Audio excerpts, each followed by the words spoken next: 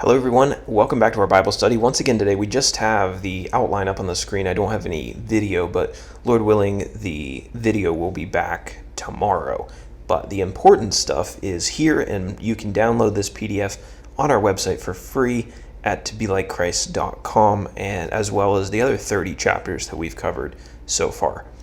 Alright, Psalm 31, written by David, and we do have a New Testament reference back to Psalm 31 in the book of Luke. Jesus actually quotes from Psalm 31 when he's on the cross, and we're going to talk about that more in our final section, which I have changed from the application to the understanding the Bible section once again, but more on that later.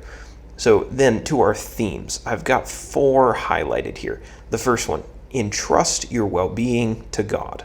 Pretty simple. Number 2, in times of trouble, wait for the Lord. Number 3, God stores up blessings for his people. And then number 4, the wicked and those who oppress God's people will ultimately be put to shame. And now we go down to our definitions. Oh, it's not there. There weren't any words in Psalm 31 that I necessarily thought needed to be defined, so I've stricken it from page number 1. So let's go over to page number 2. There are 25 verses. I've got them all under the heading, Into Your Hand I Commit My Spirit. Now, if you're a good New Testament student, those words may sound pretty familiar. I gave a hint as to where they are in the New Testament already, but let's talk about how that heading kind of encompasses what we are, or summarizes what we're going to talk about or what David's talking about in Psalm 31. In Psalm 31, David once again he prayed to the Lord for protection and thanked God for protecting him in the past from, of course, his enemies. David acknowledged that God was his rock and his fortress, and he entrusted the Lord with his well-being, saying, Into your hand I commit my spirit. So he's giving his well-being over to God, knows that he's not able to preserve himself. God's going to have to do that. He expressed his hatred of idolatry and of people who worship idols, and he contrasts those idols with God, calling the idols worthless. And then he spoke of the great worth of God, a God who was actually able to help those who were devoted to him, unlike the idols. Now, when writing this psalm, David was in some kind of distress. Shocking, I know. He mentions that in almost every chapter. He's in some kind of distress, and he mentions his troubles in verses 9 through 13. Many of his friends had abandoned him through these troubles. He was running out of strength, he was tired, and he felt like he was just surrounded by people who were scheming against him constantly. So he's constantly feeling oppressed. But after describing his troubles, he doesn't end there, as he does with pretty much every psalm. He doesn't end with just the depression of his trials. He immediately returned to his theme of trusting in God. His troubles were multiple, yes, but they weren't enough to shake his faith. David was waiting for the Lord to deliver him, waiting for the Lord to punish his enemies and to judge the evildoers who were constantly oppressing him.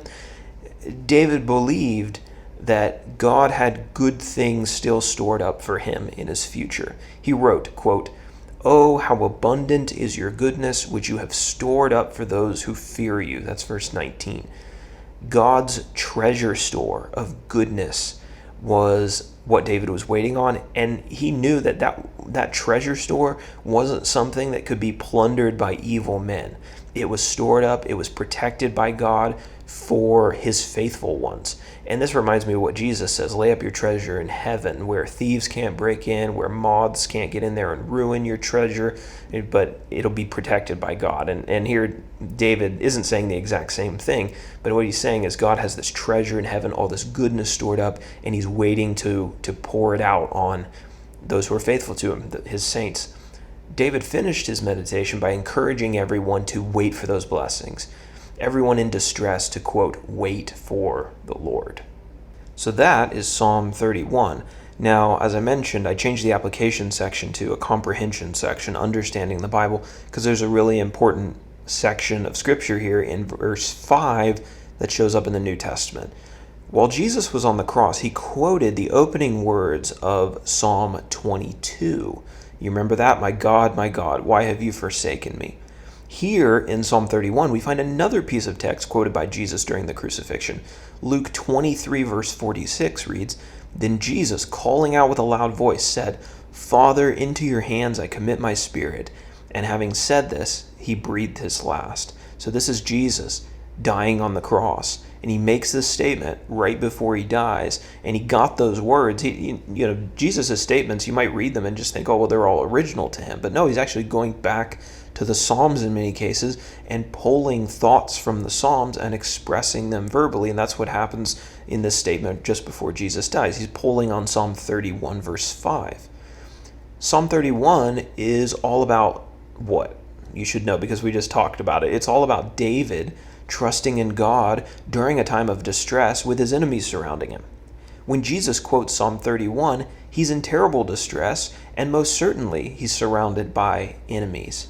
So why does Jesus quote this? Well, he quotes the psalm to express the same sentiment that David expressed, that in his trouble, he still had unwavering confidence that everything was going to be all right because he was in the care and in the will of God the Father. So making these connections, I think, really makes Bible study much, much richer and sheds a lot of light on how the Bible is connected and how it's really all telling one story. Now, I was thinking about this, and I don't really have this as a completed thought, but I thought I would share it with you, and that is that, when Jesus died, a lot of his followers abandoned him, and a lot of them kind of gave up hope. They thought that the enemies had won.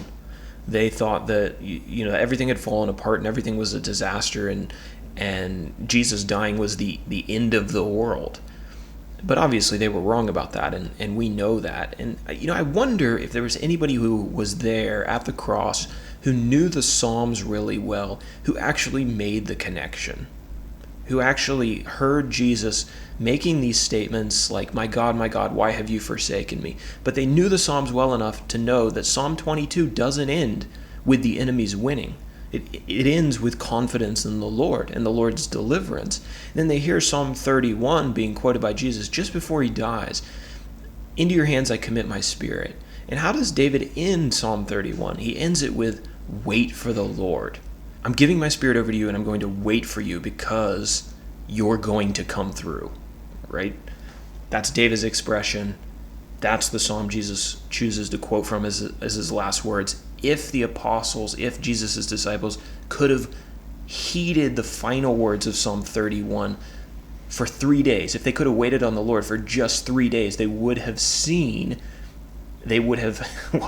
the faith that they should have to see that God was faithful, that the enemies weren't winning when Jesus died on the cross, that God was still coming through, that Jesus had to walk through this period of trial and oppression, just like David, but just as David succeeded by the Lord's help, Jesus was also going to succeed by the Lord's help.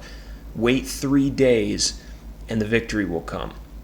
And I just wonder if anyone made that connection. I'm probably not smart enough to have made that connection in the moment, but maybe there was some pretty smart Jew who knew the Psalms really well that heard Jesus say that, saw him die, and said, you know what? I think I'll wait on the Lord to see what he has in store.